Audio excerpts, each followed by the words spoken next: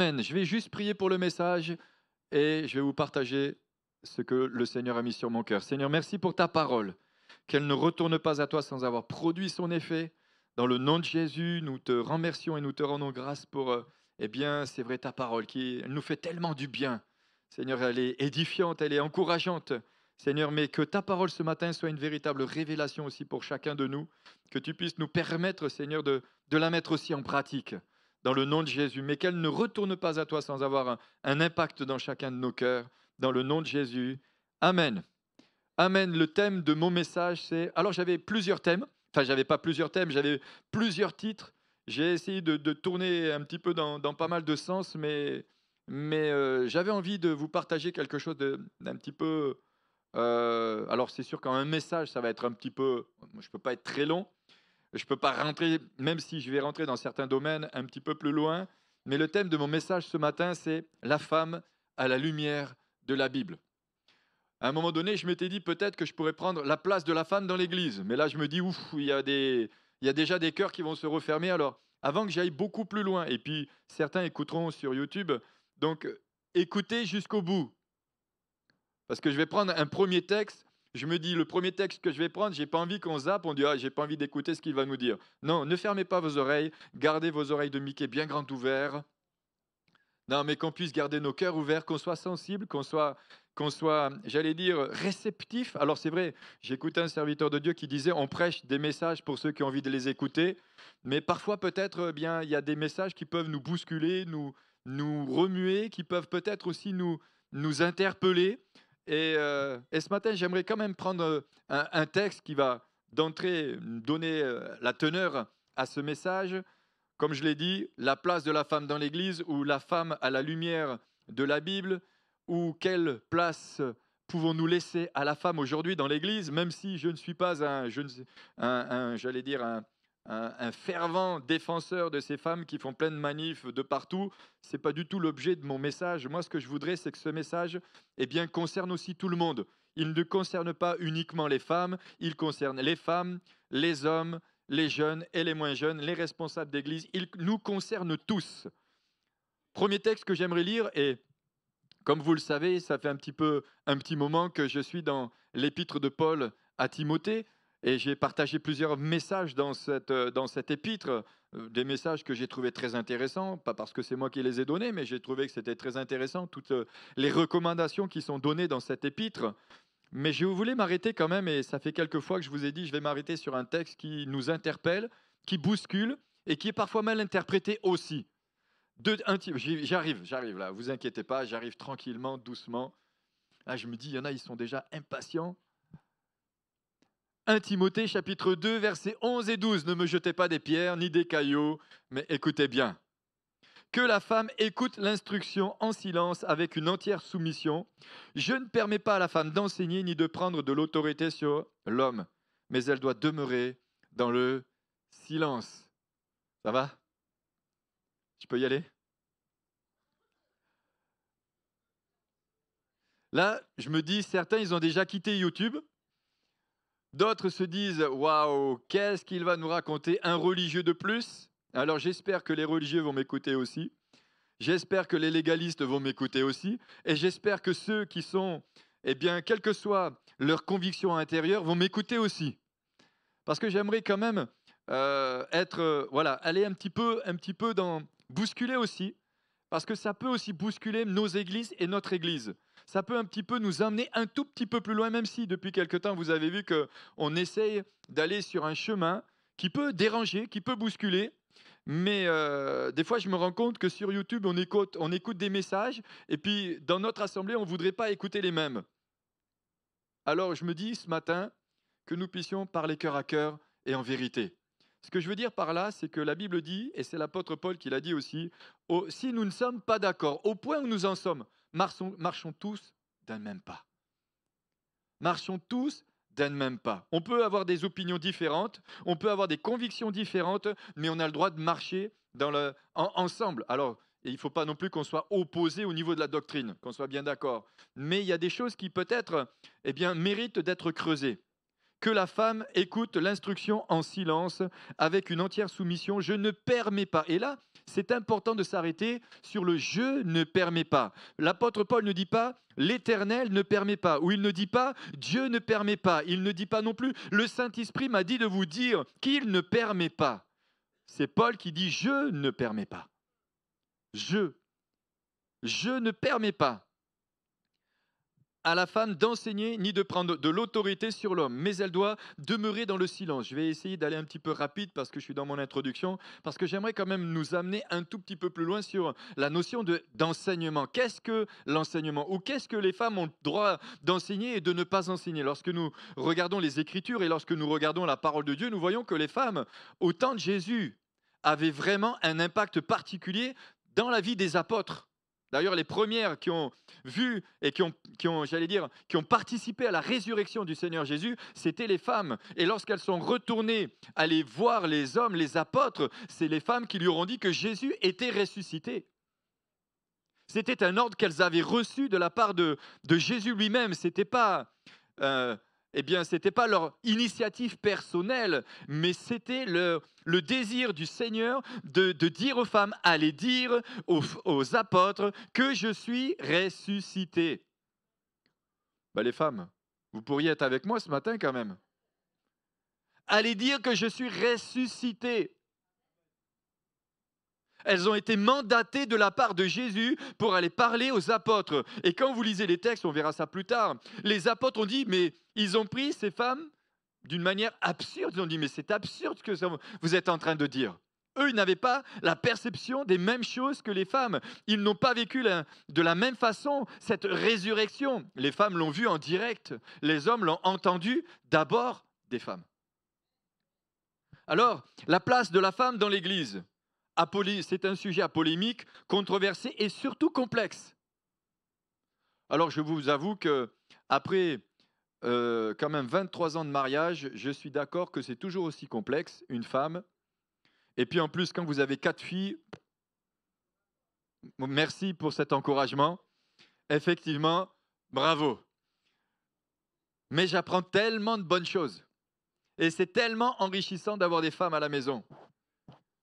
En plus, je suis le seul gars, je suis le pacha. C'est un sujet quand même polémique, controversé.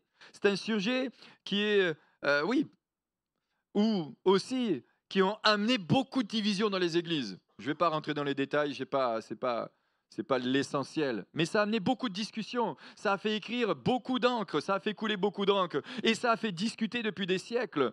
Quelle est véritablement la femme de l'Église? La femme peut-il prêcher? Elle ne peut pas prêcher, elle a le droit. Qu'est-ce que c'est? Et jusqu'où va l'autorité que la femme peut prendre sur l'homme? Je vous ai dit ce matin, ça va un petit peu bousculer un petit peu.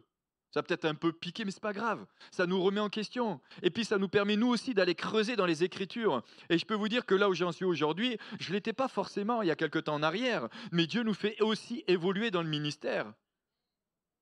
Dieu nous fait grandir et Dieu fait aussi évoluer notre assemblée, notre Église et l'œuvre à laquelle Dieu nous a appelés et l'œuvre entre les mains duquel il nous a donné des responsabilités. C'est un sujet polémique et je l'ai dit, il y a eu pas mal de divisions. Je ne souhaite pas que mon message devienne une polémique supplémentaire. Et là, je vous le dis, ne cherchez pas une polémique avec moi. Je vous partage ce que j'ai sur mon cœur. Priez, cherchez, demandez à Dieu. Je souhaite juste apporter une réflexion personnelle à la lumière de ce que je crois, de ce que dit la Bible. C'est tout. Je veux juste aller sur ce terrain-là. Qu'est-ce que dit la Bible en ce qui concerne les femmes? Je ne dis pas qu'est-ce que dit la Bible en ce qui concerne le ministère féminin. Je dis qu'est-ce que dit la Bible en ce qui concerne la femme ou la place de la femme au milieu de nous. Moi, quand je vois certaines de nos sœurs partager la parole de Dieu au milieu de nous, je sais qu'elles ne prennent pas autorité sur moi. Mais je suis encouragé, enchanté et je suis émerveillé de ce qu'elles peuvent bien nous partager. D'ailleurs, quand c'est ma femme, et je vous garantis, ma femme n'a jamais poussé dans ce sens-là, je le dis pour mettre aussi le cadre, elle n'a jamais cherché cette place-là. Elle n'a jamais voulu que je lui donne cette place, elle a toujours tiré les pieds, mais je suis son premier fan. Quand elle me dit, quand je la mets sur le planning et je lui dis, je suis le premier excité à savoir ce qu'elle va dire. Non, mais je suis sérieux en plus. Je trouve que c'est tellement pertinent et intéressant. Je me dis, waouh, mais tu as vraiment reçu des choses. Je dirais que je suis presque jaloux, mais je ne suis pas jaloux. Ce n'est pas biblique. Ça va? Donc, je mets encore le cadre. C'est pas elle qui pousse. C'est pas elle qui veut. D'ailleurs, hier, il y a une réunion de femmes et je lui disais ça. Et je disais ça tout à l'heure à l'équipe. Il y a eu une réunion de femmes avec plusieurs églises. Elles se sont retrouvées. C'était extraordinaire. C'était merveilleux. Elle a mis des photos sur le groupe réseau, notre réseau. Bah, elle n'y est même pas dessus. Elle a mis que les autres. J'ai dit, waouh. Si ça avait été moi, j'en aurais mis 2 ou 3 de photos de moi. Ah non, mais c'est clair. J'ai dit, mais elle a de l'humilité en plus. Donc je préfère une femme qui a l'onction et qui prêche qu'un homme qui n'a pas d'onction et qui prêche. C'est tout. J'avance. Donc ce message nous concerne tous. Et bien sûr, je le dis vraiment avec amour, etc. J'ai eu l'occasion, dans la grâce de Dieu, d'aller visiter aussi d'autres nations, d'autres pays comme le Guatemala, comment je pourrais dire aussi, la Colombie. Et je vois des femmes qui sont vraiment impliquées d'une manière particulière et qui font un sacré boulot.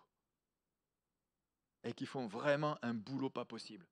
Donc, pour beaucoup, la place de la femme se cantonne uniquement à s'occuper des enfants et de leur époux. D'accord? Faire le ménage et la cuisine à la maison. Bon. Priscille dit c'est le siècle dernier. Franchement, quand elle fait le ménage et la cuisine, moi je suis quand même content.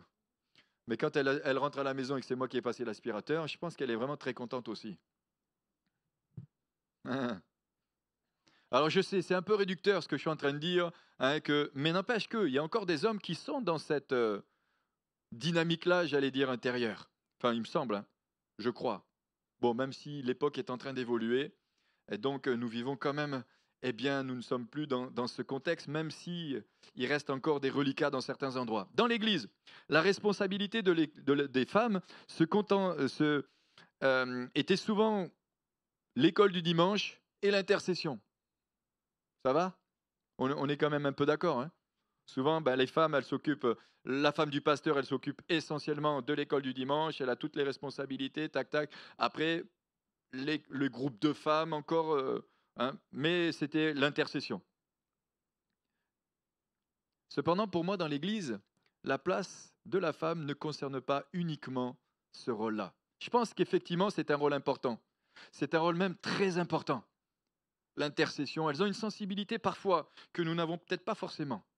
Mais je dirais que dans l'Église aussi, nous, en tant qu'hommes, nous avons besoin, dans notre fonction ou dans les responsabilités que Dieu nous a confiées ou dans la charge que Dieu nous a donnée, nous avons besoin de la sensibilité féminine. Nous avons besoin de femmes qui soient à nos côtés. Et nous voyons dans l'Église, et nous le verrons dans la parole de Dieu, où des hommes de Dieu remarquables, tels que l'apôtre Paul, avaient dans ses équipes des femmes. Et ils avaient vraiment un impact sur son ministère. On voit Phoébé dans dans l'épître de Paul aux Romains, où il en parle. Donc j'ai envie de dire que, dans l'Église, nous avons besoin qu'à nos côtés, il y ait ce côté féminin, il y ait cette sensibilité féminine. Moi, parfois, je dis à ma femme, écoute, est-ce que toi, tu as écouté les mêmes choses que moi? On n'a parfois pas la même perception des choses. Des fois, on a des conversations avec plusieurs, et j'ai dit, toi, comment toi tu interprètes les choses? Moi, je l'interprète avec ma sensibilité, avec ce que je suis, avec le caractère que je suis, avec le tempérament que j'ai, avec ce que je suis, tout simplement, mais aussi avec mes erreurs, mes travers, etc., etc. Je ne rentre pas trop dans les détails, mais quand elle est à côté, je trouve que, la première des choses, je dis non, je ne suis pas d'accord avec toi. Mais après, je réfléchis. Je pose le pour et le contre. Et je me dis effectivement, elle n'a pas tout à fait la même perception des choses, ni la même sensibilité que moi. Ça va? Voilà, je vous sens vraiment concentré. Hein. Je peux le dire encore, je trouve que les femmes, elles nous permettent d'avoir un certain équilibre. Elles nous amènent dans un équilibre parfois. Alors, je vais plus loin. Hein. Elles ont des sensibilités que nous n'avons pas et nous avons des perceptions qu'elles n'ont pas. Je crois que les hommes et les femmes dans l'Église forment un équilibre. Après, elles n'ont pas forcément les mêmes fonctions. Et là, je n'aurai pas le temps de rentrer non plus sur les fonctions. Il y a des domaines sur lesquels je n'aurai pas le temps ce matin d'aborder. Mais Dieu a donné à l'homme l'autorité dans sa propre maison. Même si, eh bien, il est dit que la femme soit soumise à l'homme, dans les textes originaux, c'est dire, femme, mettez-vous sous la protection de vos maris.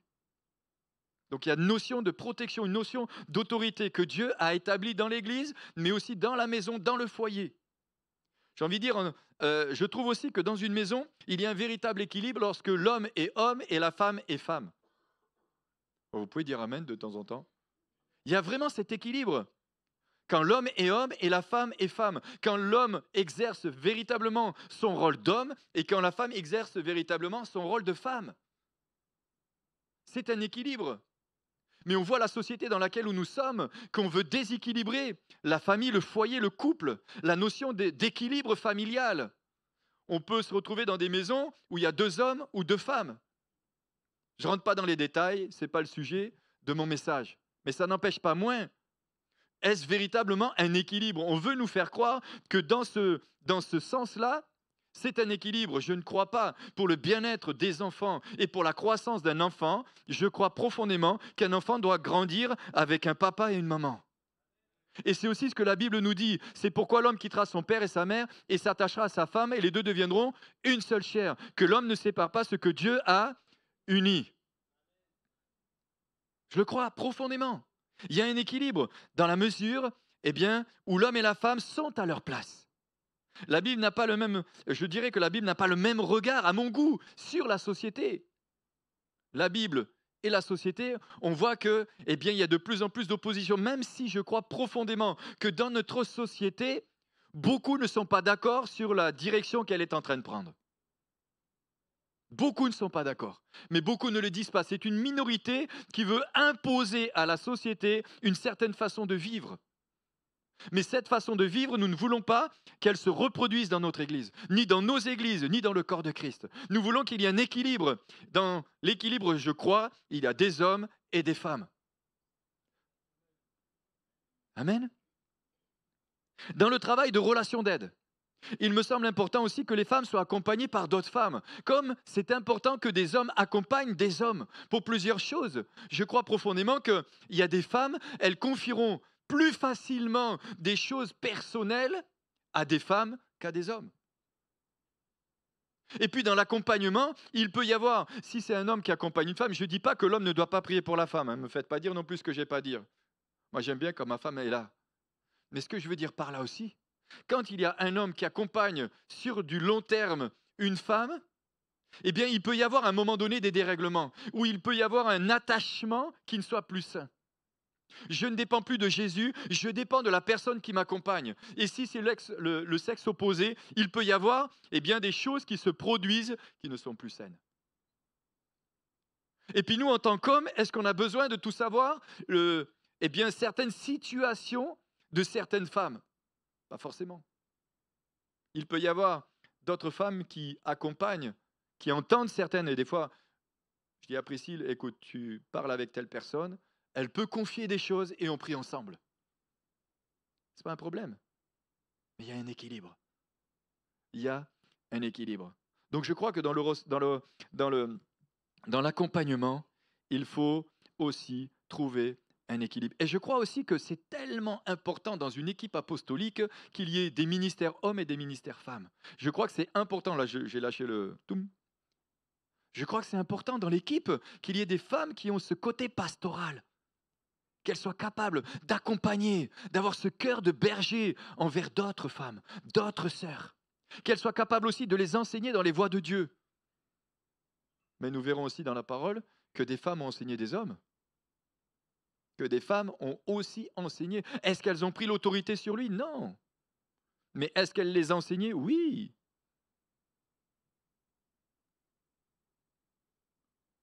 Dans le travail d'enseignement, nous voyons bien que des femmes ont reçu particulièrement ce don. Ça va, vous me suivez là, tac, tac. Pas besoin de reprendre le déroulement. Je crois qu'il y a des femmes qui ont reçu un véritable don pour enseigner des femmes, mais pour enseigner des hommes. Je le crois. Je le crois profondément. Et des fois, j'ai plaisir à écouter certaines personnes. Je me dis, waouh, dis donc, elles sont allées chercher ça où? Je précise que je n'ai pas de pression de ma femme, ça je l'avais noté, pour la mettre en avant. Je peux vous le redire, je vous le redis aussi. Il n'y a pas de pression. Elle sait, si elle prêche, elle est contente. Oui, je pense. D'ailleurs, je lui dis sur la route récemment, est-ce que tu as plaisir à partager la parole? Elle m'a dit oui. Je dis ouf. Si elle m'avait dit non, il n'y a pas de pression. Nous, ce qu'on veut, c'est servir le Seigneur. Nous, ce qu'on veut, c'est être à la place que Dieu nous a préparée. Et moi, ce que je veux, et ce que nous voulons, c'est que chaque femme soit à sa place et que chaque homme soit à sa place, dans la dimension d'autorité que Dieu lui a conférée. J'avance encore un peu. Elle est plutôt en retrait et depuis longtemps. Même pour prendre les rencontres de femmes, elle ne voulait pas. Mais le Seigneur, petit à petit, je vais le dire comme ça, si le Seigneur dans la Bible, il a su parler à un âne, il peut quand même parler à ma femme.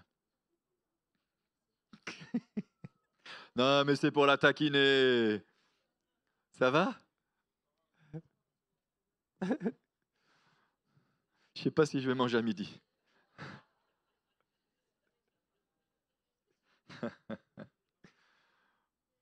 Bon, il faudra couper cette partie parce que sinon je sens que je vais recevoir des mails.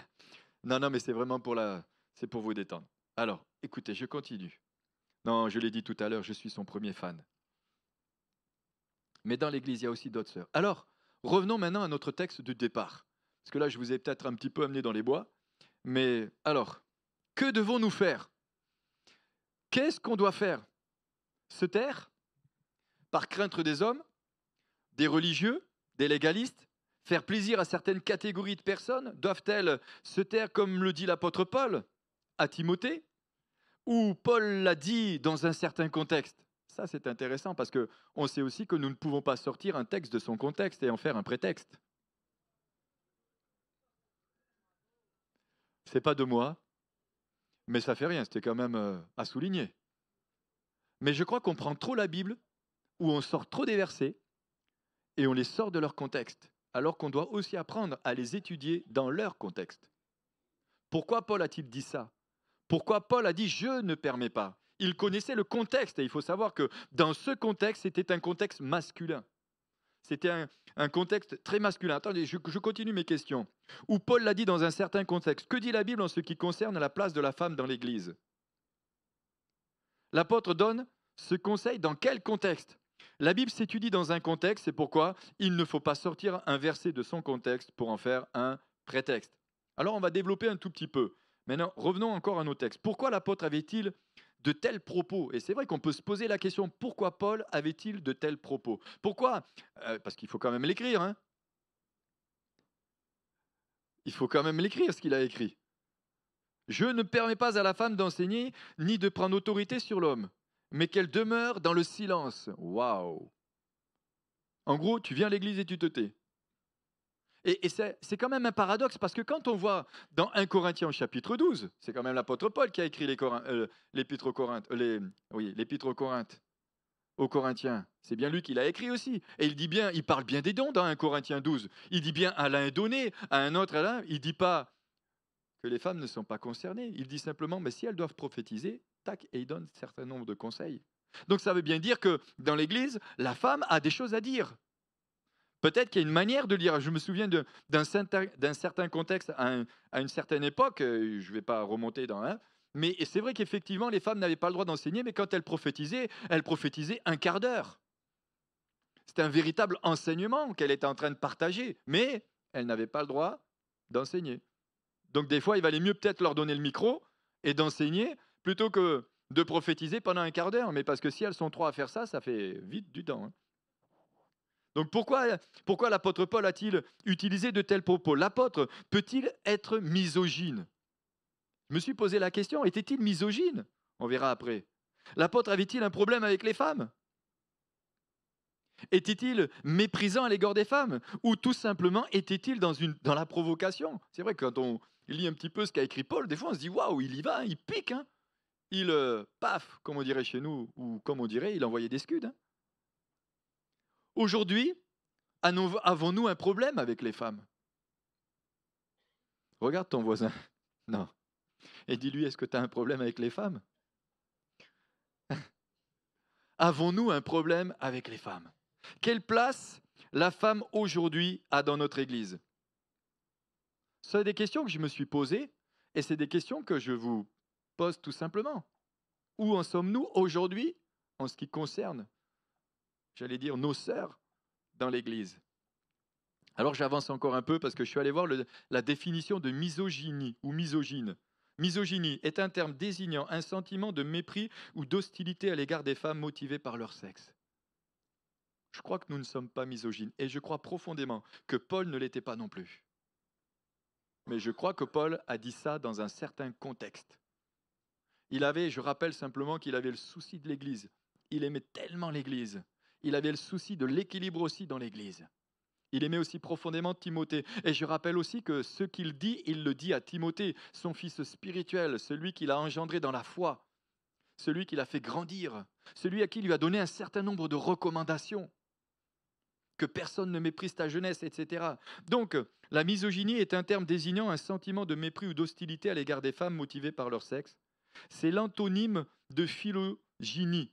Dans certains cas, elle peut se manifester par des comportements violents de nature verbale, physique ou sexuelle, pouvant, dans ces cas extrêmes, aller jusqu'au meurtre. Le terme est sémantiquement antonymique à celui de misandrie, sentiment de mépris ou d'hostilité à l'égard d'un ou des hommes. Ce sentiment est ressenti par certains hommes et, à un degré beaucoup moindre, par certaines femmes. Le mot misogynie vient du grec ancien misogyné. Il est formé de deux mots en grec ancien, miso, qui veut dire haine, et gyné, qui veut dire femme. Dans le dictionnaire de philosophie, Christian Gaudin donne deux sens au mot misogyne. Misogynie, détestation des femmes qui va à l'aversion pour leur corps, au mépris pour leur comportement et leur personnalité. Waouh! Je ne pense pas que l'apôtre Paul, avec la dimension spirituelle qu'il avait, était dans ce cadre de figure. Je crois plutôt le contraire. Et puis le deuxième point, c'est point de vue de celui qui se refuse à admettre l'égalité entre les hommes et les femmes. Il se refuse d'être de l'égalité entre les hommes et les femmes. Et la parole de Dieu nous dit que les hommes et les femmes sont égaux. Elle nous le dit, nous sommes égaux. D'ailleurs, on va le retrouver ça. L'apôtre Paul, alors ne pouvait pas avoir ce genre de comportement, c'était un homme de Dieu remarquable. Pour moi, c'était un homme qui était sensible au Saint-Esprit. Il avait des révélations, il a vécu des révélations incroyables, extraordinaires. Il a vécu des choses qu'il ne pouvait même pas raconter. Tellement il a vécu une dimension spirituelle avec Dieu qui est extraordinaire, qui dépasse beaucoup de serviteurs de Dieu, qui n'ont jamais vécu ce genre de rencontre personnelle avec le Seigneur. Je rappelle qu'il a rencontré le Seigneur Jésus sur la route de Damas, alors que lui-même était en train de persécuter l'Église. Il allait pour persécuter l'Église. Il a vécu une révélation tellement grande que ça a changé littéralement toute sa vie. C'était un homme de Dieu. C'était un amoureux de Jésus. Un homme qui a souffert pour Jésus. Il dirait, je porte dans mon corps les marques de l'Église. Je porte dans mon corps. Pour moi, c'était vraiment un homme de Dieu remarquable. C'était un homme aussi droit, avec de la compassion, mais c'était aussi un homme juste. Alors, qu'est-ce qu'il est écrit dans Galates chapitre 3, verset 28? Et c'est lui-même qui l'a dit.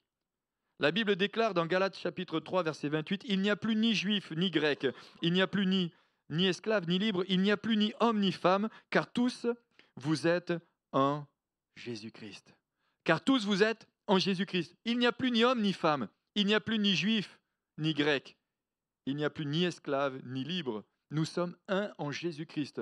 Nous sommes différents, nous avons des fonctions différentes, nous avons des responsabilités différentes, mais devant Dieu, nous sommes un. Et devant Dieu, eh bien, nous avons, j'allais dire, la même valeur, le même prix. Nous sommes aimés en tant qu'hommes, et les femmes, Dieu les aime aussi. J'allais dire quelque chose, mais après, comme tout à l'heure, j'ai vu votre réaction, je me dis, si j'en sors encore une, là, je la dis alors. Parce qu'il est dit que dans le ciel, il y aura une demi-heure de silence, donc il n'y aura pas de femmes. Non, c'est pas vrai non plus.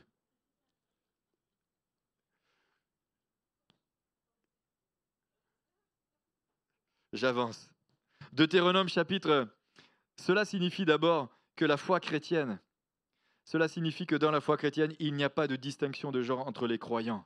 Mais, je crois qu'il y a des différences de fonction. Il y a des différences de fonction. Deutéronome chapitre 29, verset 17 dit qu'il n'y ait parmi vous ni homme, ni femme, ni famille, ni tribu dont le cœur se détourne aujourd'hui de l'Éternel notre Dieu pour aller servir les dieux de ces nations. Encore un autre point que je voudrais relever encore, l'apôtre se déplaçait avec des équipes et dans ces équipes, il y avait des femmes.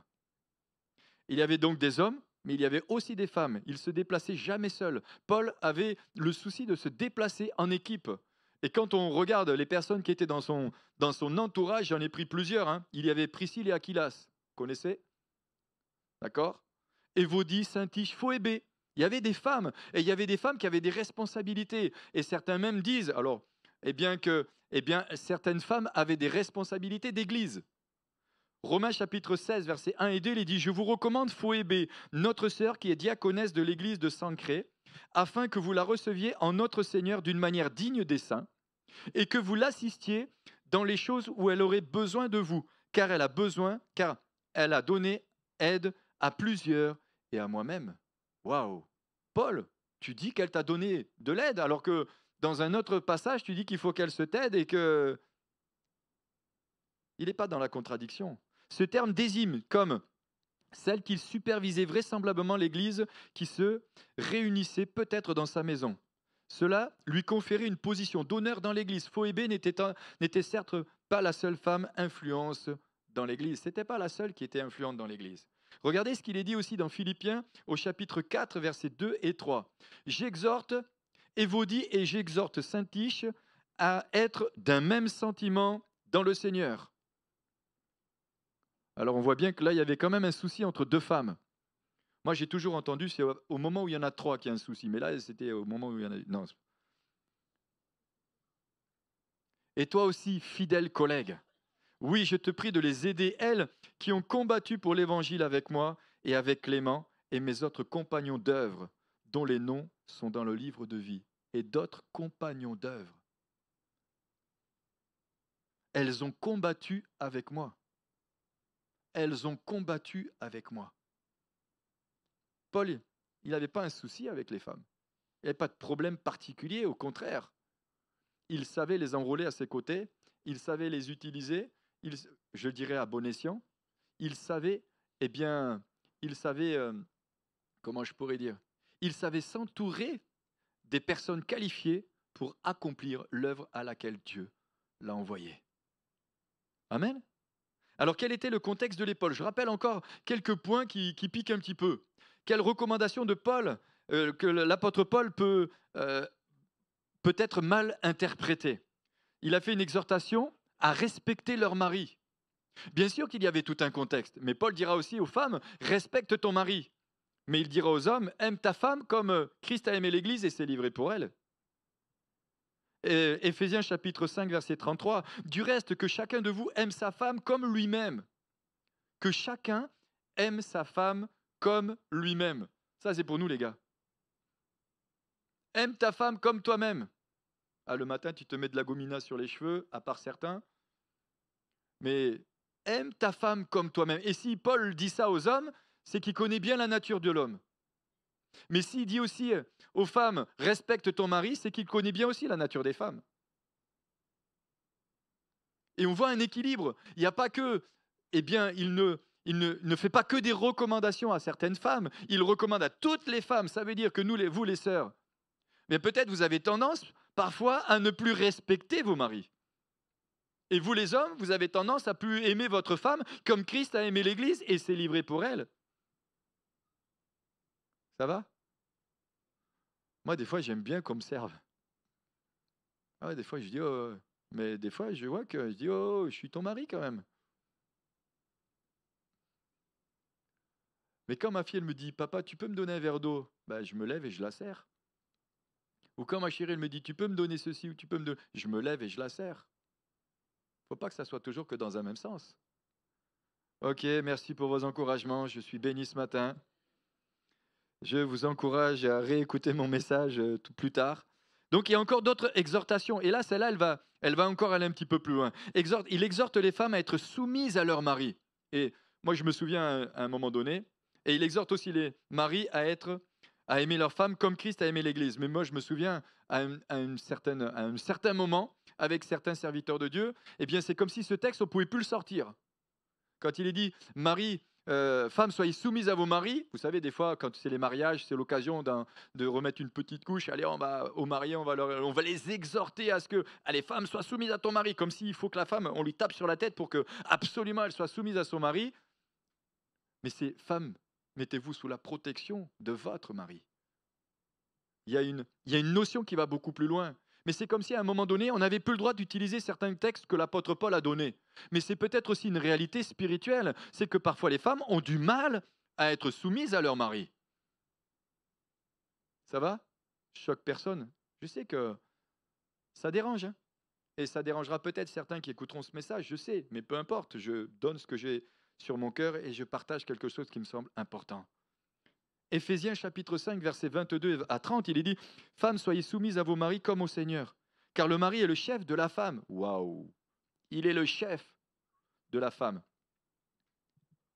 Qui est le chef, et comme Christ est le chef de l'Église, qui est son corps et dont il est le sauveur. Or, de même que l'Église est soumise à Christ, les femmes aussi doivent être à leur mari en toutes choses. Marie, aimez vos femmes comme Christ a aimé l'Église et s'est livré pour elle. Et s'est livré pour elle, afin de la sanctifier par la parole après l'avoir purifiée par le baptême d'eau, afin de faire paraître devant lui cette Église glorieuse, sans tache, ni ride, ni rien de semblable, mais sainte et irrépréhensible. C'est ainsi que les maris doivent aimer leur femme comme leur propre corps. Celui qui aime sa femme s'aime lui-même, car jamais personne n'haït sa propre chair, mais il la nourrit et en prend soin, comme Christ le fait pour l'Église, parce que nous sommes membres de son corps. Quand je lis ce texte, ça me rappelle à ce que Sarah disait de son mari. Sarah appelait Abraham mon Seigneur. Mais peut-être que si Sarah appelait Abraham mon Seigneur, peut-être qu'il l'a traité véritablement comme une princesse. Moi, j'ai l'impression qu'à la maison, je ne suis pas encore rentré dans cette dimension. Je ne l'ai jamais entendu dire mon prince, mon Seigneur. Il l'a traité comme une princesse. Et une femme qui est traitée de cette manière-là, elle n'aura aucun souci, aucun problème de pouvoir se soumettre. Ça va jusque-là? Je vous ai pas trop... Ok. Dans l'entourage de Jésus, je ne m'éternise pas trop, j'avance. Hein. Je vous l'ai dit, je pourrais aller beaucoup plus loin, mais dans l'entourage de Jésus, il y avait des femmes. D'ailleurs, il permettait même aux femmes d'écouter son enseignement. Et là, on pourrait se poser une question. Est-ce que Jésus permettait aux femmes d'écouter son enseignement uniquement pour leur culture personnelle, pour leur connaissance personnelle, ou est-ce qu'il permettait aux femmes d'écouter l'enseignement pour que ces mêmes femmes puissent enseigner d'autres? Ou est-ce que ces femmes pouvaient entendre le message et l'enseignement de Jésus uniquement pour qu'elles puissent l'enseigner aux femmes? Moi, je ne crois pas. Je crois qu'elles recevaient l'enseignement pour le partager à celui ou celle qui avait besoin de l'entendre. Tout simplement. Tout simplement. Et je crois que c'est là que c'est important de le comprendre. C'est que l'enseignement que ces femmes recevaient, elles le recevaient et elles le donnaient à qui voulait bien l'entendre. Lorsque Jésus est ressuscité et que les femmes l'ont vu, elles sont allées voir les disciples, elles leur ont parlé de quoi? Elles leur ont parlé de la résurrection du Seigneur Jésus. Elle les a enseignés, elles ont enseigné les apôtres comme quoi Jésus était né, était ressuscité. Elles n'ont pas pris une autorité qui ne leur était pas conférée. Elles ont juste enseigné ce qu'elles avaient reçu et partagé le message qu'elles avaient reçu. On va plus loin. Marc chapitre 15, versets 40 et 41. Il y avait aussi des femmes qui regardaient de loin.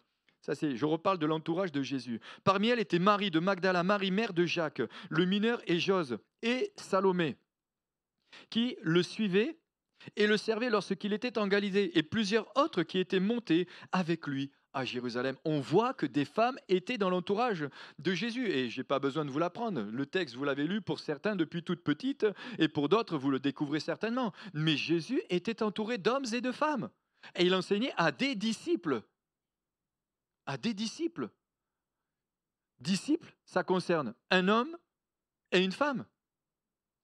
Dans Luc au chapitre 8, versets 1 et 3, il est dit « Ensuite Jésus allait de ville en ville et de village en village, prêchant et annonçant la bonne nouvelle du royaume de Dieu. Les 12 étaient avec lui et quelques femmes qui avaient été guéries d'esprits malins et de maladies. Marie, dite de Magdala, de laquelle étaient sortis 7 démons, Jeanne, femme de Chusa, intendant d'Hérode, Suzanne et plusieurs autres qui l'assistaient de leurs biens. » Jésus permettait aux femmes de s'asseoir, ce qui était ressenti, ce qui était réservé aux disciples hommes.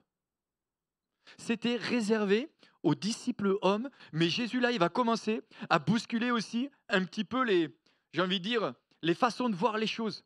Il va bousculer un petit peu les raisonnements.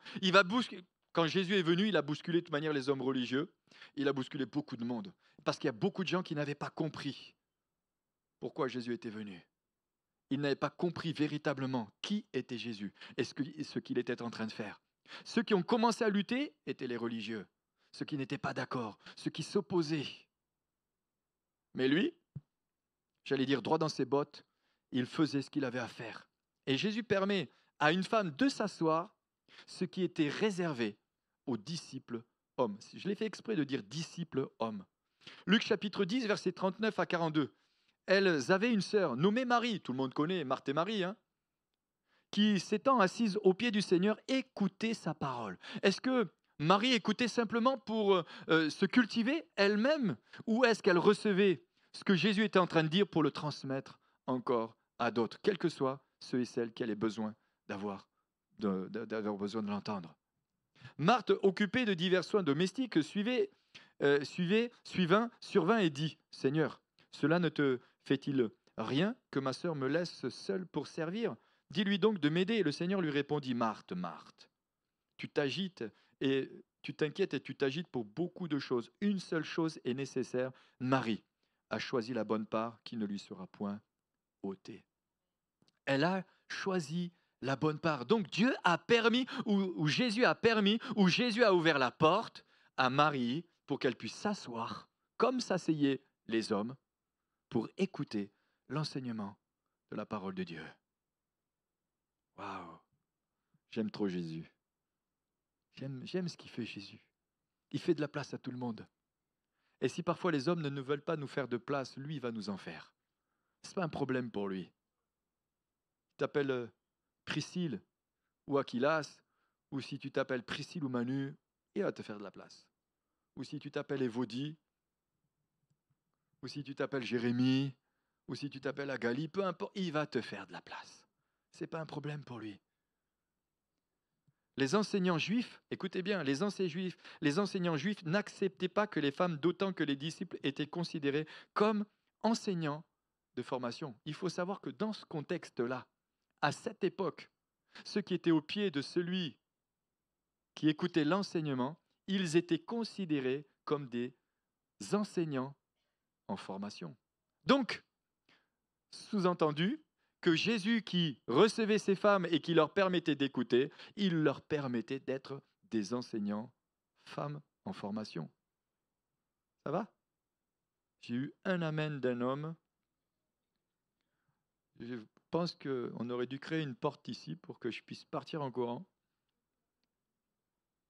Et Jésus va envoyer un message clair à tous ceux qui veulent y répondre.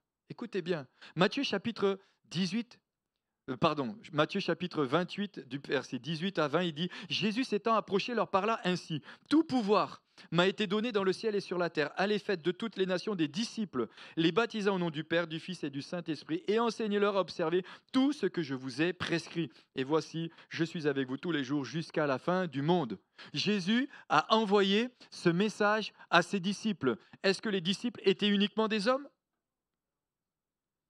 On a la réponse. Les femmes sont des disciples. Et je trouve que parfois les femmes, elles sont tellement belles dans leur disciple-là. J'avance. Le mot disciple concerne aussi bien les hommes que les femmes. Disciple, être disciple de quelqu'un, en l'occurrence de Jésus, personne ne peut dire que les femmes n'ont pas le droit d'être disciples de Jésus. On n'a pas le droit de dire ça. Donc si elles sont disciples, elles ont le droit, elles aussi, de pouvoir enseigner. Alors enseigner, c'est didasco, tenir un discours aux autres en vue de les instruire, avoir des paroles didactiques, être un enseignant rempli le rôle d'enseigner, se conduire comme un enseignant, instruire, donner une instruction, faire assimiler une doctrine. Alors je sais, certains diront, mais oui, mais elles enseignent que les enfants. Que les enfants. On verra plus tard que ce n'est pas comme ça que ça se passe dans la Bible. Les femmes de la Bible n'ont pas enseigné que les enfants. Mais certains peuvent dire, oui, oui, elles enseignent que les enfants. Alors c'est pour ça qu'on a dit l'école du dimanche, mais jusqu'à quel âge l'enfant reste enfant?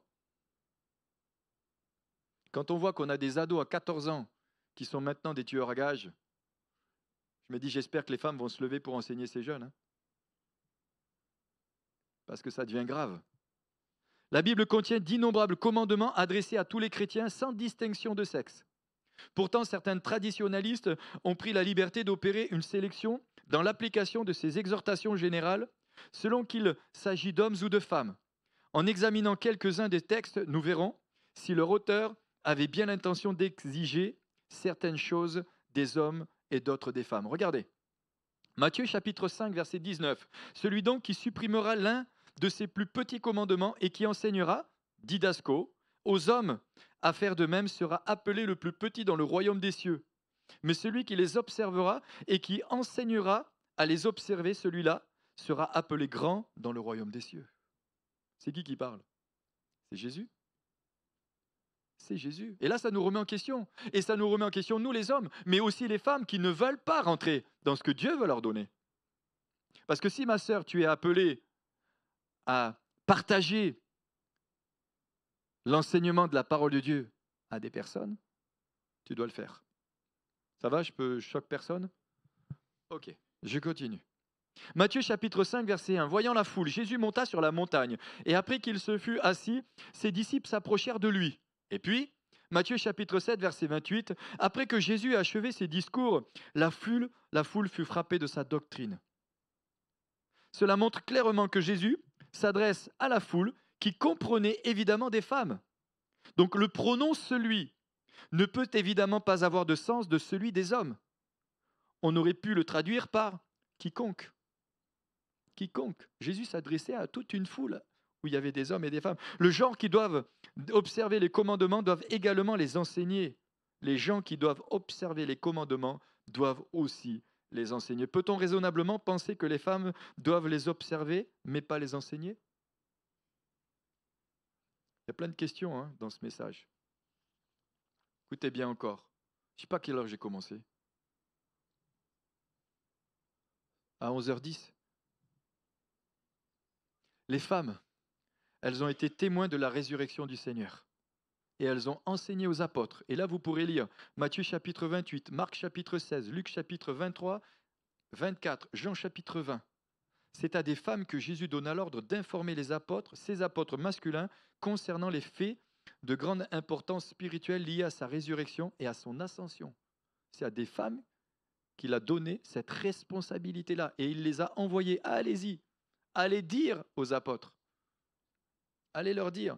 Ce furent des femmes qui, les premières, furent informées de ces événements majeurs de l'histoire du salut. L'histoire du salut. Et là, on retrouve Matthieu chapitre 28, 1 et 6, Marc 16, 1, 6, 9, Luc 23, 55. Je ne vais pas tous les lire, je n'ai pas le temps. Pourquoi ces vérités ne furent-elles pas révélées en priorité à plusieurs des hommes ou à tous les hommes? En fait, pas un seul d'entre eux ne figure parmi les premiers témoins. C'était les femmes qui étaient là. Et plusieurs textes indiquent la raison. Aucun d'entre eux fut réceptif. Ils n'étaient pas réceptifs. Ils n'ont pas été réceptifs. Et béni soit le Seigneur que ces femmes l'ont été. Parce qu'en finalement, c'est venu jusqu'à nous. Pour pouvoir enseigner la vérité, il faut d'abord être disposé à la recevoir. Et ces femmes ont été disposées à recevoir des vérités qu'elles ont transmises à ces hommes. Et je le dis comme ça, qu'elles ont transmises aux apôtres. Pas à n'importe qui, aux apôtres. Et là, on voit cette notion de respect qu'il y a. Elles ne sont pas allées et dire, allez, on va le dire à tout le monde. Non, on va le dire aux apôtres. Parce qu'elles ont bien vu qui avait le domaine d'autorité. Les femmes étaient plus spontanées à croire et à être instruites. C'est pourquoi elles reçurent mandat d'enseigner. Les hommes avaient l'esprit moins ouvert pour comprendre la signification des événements qui se déroulaient sous leurs yeux. Ils avaient besoin d'arguments plus convaincants. Les femmes ne prirent pas d'elles-mêmes l'initiative d'aller parler aux apôtres. Je l'ai dit. Donc, quel était le contenu de leur enseignement? Qu'est-ce qu'elles ont enseigné? Elles ont enseigné, écoutez bien, tout avait rapport avec Christ, c'est-à-dire sa résurrection. Matthieu 28, 7. Son déplacement en Galilée où les disciples le reverraient. Matthieu 28, 7, 10, Marc 16, 7. Et sa prochaine ascension. Elles vont expliquer aux apôtres que Jésus est ressuscité, qu'il sera en Galilée, qu'ils pourront le retrouver. Et elles vont leur expliquer qu'il y aura l'ascension, que Jésus va revenir, mais qu'il va retourner auprès du Père. Waouh! Les premières leçons à enseigner concernent des faits que les gens doivent connaître et croire. Voilà ce que les gens ont besoin de savoir, que Jésus est ressuscité et que Jésus reviendra chercher tous ceux et celles qui ont cru en lui. Alors mes frères, on y va, alors mes sœurs, on y va aussi. C'est ça. C'est ça. Et là, on voit cette notion d'ensemble, cette notion de corps. C'est les hommes et les femmes. C'est nous ensemble qui allons annoncer le salut à ceux que nous croisons, à ceux que nous avons, que Dieu met sur notre chemin et sur notre route. Et lorsque nous leur parlons, nous les enseignons. Et lorsque les femmes les croisent, elles les enseignent. Ce sont des événements fondamentaux du salut de la doctrine chrétienne, puisque la doctrine a des répercussions pratiques. Jésus conféra à ces femmes des ordres pour les apôtres. Il voulait que les 11 se rendent en Galilée pour s'y rencontrer. Matthieu chapitre 28, verset 10, il se servit des femmes pour leur faire connaître sa volonté. Il s'est servi des femmes pour leur faire connaître sa volonté. Nous savons que les apôtres trouvèrent les propos des femmes absurdes. Luc 24, chapitre 24, versets 10 et 11. Qu'ils les prirent pour des rêveries. C'est intéressant quand même. Les gars, ils étaient à côté de la plaque. Mais Dieu a utilisé ces femmes pour pouvoir leur dire non, non, je suis vivant, je suis ressuscité. Jésus leur reprocha même leur incrédulité. Marc chapitre 16, verset 14. Leur incrédulité et la dureté de leur cœur parce qu'ils n'avaient pas cru ce qu'il avait vu ressusciter. Il leur a reproché aux apôtres, et je crois que Jésus pourrait nous reprocher aussi à nous notre incrédulité. Joël chapitre 2, versets 28 et 29, il est dit qu'il répandra de son esprit sur toute chair. Après cela, je répandrai de mon esprit sur toute chair. Vos fils et vos filles prophétiseront. Vos vieillards auront des songes et vos jeunes gens des visions, même sur les serviteurs et les servantes. Dans ces jours-là, je répandrai de mon esprit. Les femmes et l'enseignement. J'ai bientôt fini. Paul semble ne pas permettre à la femme d'enseigner ni de prendre autorité sur l'homme. Cette phrase est complexe et mérite d'explication. Sa traduction littérale serait « mais d'enseigner pour une femme, je ne le permets pas, ni de prendre autorité sur l'homme ». C'est lui qui parle, c'est lui qui dit « je ». Je ne permets pas. Le verbe est au présent. Il n'y a pas d'indication de durée. Il était dans un contexte. Il était dans un contexte particulier, dans un contexte masculin. L'enseignement est un art difficile qui demande une instruction solide et cohérente que les femmes de cette époque n'ont pas reçue. Ces femmes à cette époque n'avaient pas reçu de l'instruction, une instruction solide. Mais une fois instruites, ne pouvaient-elles toujours pas enseigner à cause du simple fait qu'elles sont femmes? Certainement pas. Paul demande aux femmes d'avoir une attitude respectueuse dans un contexte de désordre. C'est là toute la différence. Paul connaissait très bien le contexte dans lequel il était. Et moi, je le vois lorsque nous allons à l'étranger, lorsque nous prêchons dans certains endroits, c'est tellement important de comprendre le contexte. Parce qu'on peut taper à côté complètement. Et Paul connaissait son contexte. Et il savait que c'était un endroit où les femmes n'étaient pas très respectueuses de leur mari, mais qu'elles avaient besoin de respecter leur mari, et que cet endroit était un endroit, je rappelle, c'est pas n'importe comment aussi, les Corinthes et tout ça, etc. Il y avait beaucoup de désordre chez les Éphésiens. Le silence hésychia qu'il impose à la femme n'est pas le mutisme. C'est pas le mutisme. La preuve, c'est qu'il leur permet de prophétiser. Il leur permet d'enseigner aussi, puisqu'il les avait, Phoébé, il avait Priscille et Aquilas qui ont enseigné Apollos, un homme qui était déjà bien dans une bonne connaissance des Écritures, mais il n'avait pas toute la connaissance. Ce mot est employé plusieurs fois dans le Nouveau Testament pour signifier le calme et la tranquillité. En réalité, Paul demande aux femmes d'être calmes et d'être tranquilles. C'est vrai que des fois, suivant les tempéraments de femmes, je vous avoue, on ne sait pas trop comment on va gérer ça. Mais rassurez-vous, il y a des bonhommes, c'est la même chose. Tu ne sais pas comment tu vas les gérer. Et puis, certainement que l'apôtre Paul interdit à la femme d'enseigner dans le contexte dans lequel la communauté éphésienne se développe. Elle doit en premier lieu se soumettre à l'enseignement de l'Évangile. Il ne veut pas non plus que la femme violente, capable d'initier des actions néfastes. Et puis, je vais devoir m'arrêter parce que le temps passe, mais je voulais m'arrêter quand même sur Priscille et Aquilas qui ont enseigné Apollos. Actes chapitre 18, versets 24 à 28. Donc vous pouvez venir les musiciens. Priscille est nommée en premier lieu, Aquilas en second, ce qui donne à penser qu'elle se contentait d'assister simplement son mari dans l'enseignement qu'ils dispensèrent à Apollos. Alors on peut aussi dire que c'était une manière polie d'abord de parler de l'épouse et ensuite du mari.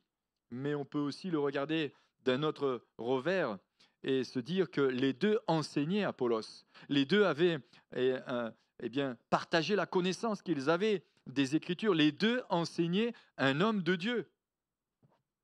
De plus, il s'agissait d'un enseignement de niveau supérieur, car avant même qu'elle commence à l'instruire, Apollos était déjà, écoutez bien, versé dans les Écritures, Actes chapitre 18, verset 24, il était instruit dans les voies du Seigneur, Actes chapitre 18, verset 25, et enseigné avec exactitude ce qui concerne Jésus, 18, 25. Donc le contenu de ce que Priscille lui enseigne est clair, la voix de Dieu. C'est la voix de Dieu. Verset 26. Ce thème général devient plus précis quand on sait qu'Apollos ne connaît que le baptême de Jean. Et je parle du baptême de Jean-Baptiste. Chapitre 18, verset 25. En d'autres mots, il savait tout ce que l'Ancien Testament et Jean-Baptiste avaient dit au sujet de Christ. Il connaissait tout, il savait tout, mais il avait besoin d'être instruit encore un petit peu plus. Il avait besoin de révélation. Il avait entendu parler de la mort de Jésus, de sa résurrection, de son ascension et de l'effusion du Saint-Esprit. La voie de Dieu dans laquelle Priscille conduisit Apollos n'était autre que la porte de ces événements de salut dans le plan rédempteur éternel de Dieu. Elle lui donne un cours de théologie. C'est pas évident quand même quand on a eu pendant tant d'années des pensées de penser qu'elles ne peuvent pas enseigner. Moi j'ai cheminé avec le temps tranquillement en se posant véritablement les bonnes questions. Est-ce juste? Est-ce pas juste? Jusqu'où peut-on laisser la place de nos sœurs dans l'Église? Ont-elles le droit d'enseigner? Est-ce que lorsqu'elles enseignent, elles prennent la place d'un homme? Ou est-ce qu'elles prennent l'autorité sur les hommes? Jusqu'où va prendre l'autorité des hommes? Enfin, prendre l'autorité sur un homme? Peuvent-elles avoir un ministère? Ont-elles un ministère? Peuvent-elles être prophétesses? Ça va en général. Mais apôtres? Je ne répondrai pas à cette question. Vous pouvez lire les Écritures, même si, a priori, il devrait en avoir une d'apôtre. C'est Junias, quelque chose comme ça. Luc décrit également la forme et le style de la pédagogie de Priscille. Elle lui exposa, c'est-à-dire ektiteni, je suis désolé, je n'ai pas fait un PowerPoint comme d'autres savent très bien faire.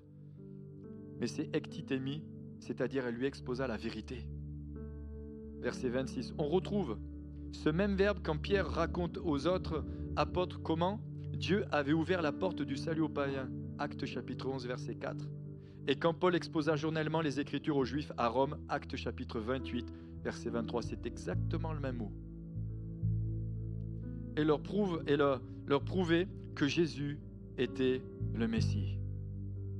Je suis un peu frustré ce matin, je l'avoue, parce que j'aurais bien voulu continuer. Parce que j'ai encore tellement de choses à vous partager. La leçon donnée par Priscille avait certainement du poids, car son élève était éloquent. Il était éloquent, verset 24. Fervent d'esprit, verset 25. Et intrépide, verset 26. Un homme d'une telle personnalité aurait certainement rechigné à recevoir des leçons d'une femme si celle-ci ne lui avait apporté qu'un enseignement sans consistance. Et ensuite, on voit que Apollos se rendit par la grâce de Dieu très utile à ceux qui l'avaient cru, verset 27, et réfutait vivement les Juifs en public, démontrant par les Écritures que Jésus est le Christ. Waouh! J'aurais pu encore prendre Sarah et Abraham, parce que Sarah a enseigné Abraham à un moment donné. Vous pourrez lire ça dans la Genèse au chapitre 21, versets 8 à 12. J'aurais pu en prendre encore, prendre aussi la femme de Manoah, qui a instruit son mari. Juge chapitre 13, versets 1 à 25. Et puis, on retrouve 3 enseignements particuliers qu'elle lui a enseignés. C'est la femme, quand elle a enseigné son mari, elle lui a enseigné sur l'effusion du sang de l'animal sacrifié qui apaise Dieu. Dieu n'accorderait pas à ceux qui l'envisagent de détruire la faveur de contempler ses prodiges. Et puis, la dernière vérité sur laquelle la femme a attiré l'attention de son mari était que Dieu n'allait tout de même pas éliminer ceux qu'il avait décidé d'inclure dans son plan pour sauver son peuple. Je rappelle que Manoah est le père de Samson. Amen. Pour conclure, même si ce n'était pas là que je devais conclure, si je la retrouve, ma page, oui, je vais certainement la retrouver. Comment l'apôtre Paul demanderait aux femmes de se taire alors qu'il leur permet d'exercer les dons spirituels. 1 Corinthiens chapitre 12. Écoutez bien, au 19e siècle, les 2/3 des missionnaires étaient des femmes. Le mouvement des femmes qui luttèrent contre le droit de vote prit naissance dans le mouvement de réveil qui était conduit par Charles Finet. Pour ceux qui connaissent Charles Finet, c'était vraiment un homme de Dieu incroyable. Il pouvait rentrer dans les bars et simplement par l'onction qui l'accompagnait, les gens étaient convaincus de péché. Et d'autres qui furent aussi des avocats de l'abolition de l'esclavage. Le Proche-Orient ancien, dont Israël faisait partie, était clairement un monde d'hommes. Le simple fait que Dieu ait parlé à Israël dans le cadre d'une culture incluait la polygamie, le divorce, l'esclavage et une variété d'autres pratiques que nous reconnaissons comme étant impies.